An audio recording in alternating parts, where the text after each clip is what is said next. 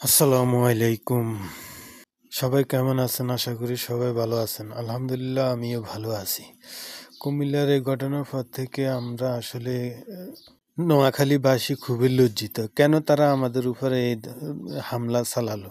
Content creator Tipu ভাই, উনি আসলে ওনাকে আমি ব্যক্তিগতভাবে হাসনাত আবদুল্লাহ আসিফের আগ থেকে উনি আমার সাথে ফ্রেন্ডলি, আমার ফেসবুক ফ্রেন্ড লিস্টে উনি থাকতেন। ওনার কথাগুলো আমি শুনতাম। প্রবাসীদেরকে নিয়ে অনেক কথাবার্তা উনি বলতেন, অনেক কন্টেন্ট করতেন।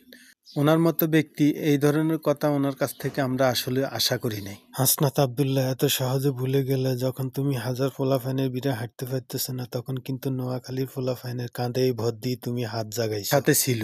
যখন হারুন সাহেব বাতের হোটেলে নিয়ে তোমাদেরকে নির্যাতন চালাইছে, আর যখন সাংবাদিক ব্রিফিংয়ে তোমাদেরকে কথা বলার জন্য বলছে, তুমি যখন আঙ্গুল বেঁকা করে দেখাইছ যে তোমরা বন্দুকের নলের সামনে বসে আছো, তখন কিন্তু সারা বাংলার মানুষ বাঁচানোর জন্য, তোমাদেরকে বাঁচানোর জন্য সারা বাংলার মানুষ মাঠে নেমছে।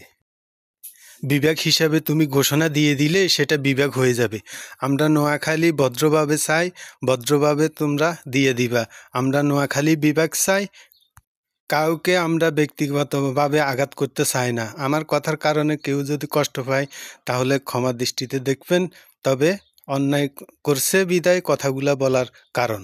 ভিডিওটা আপনারা সবাই শেয়ার করে দিবেন, সর্বোচ্চ শেয়ার দিবেন যেন এই ভিডিওটা তাদের কাছে পৌঁছায়।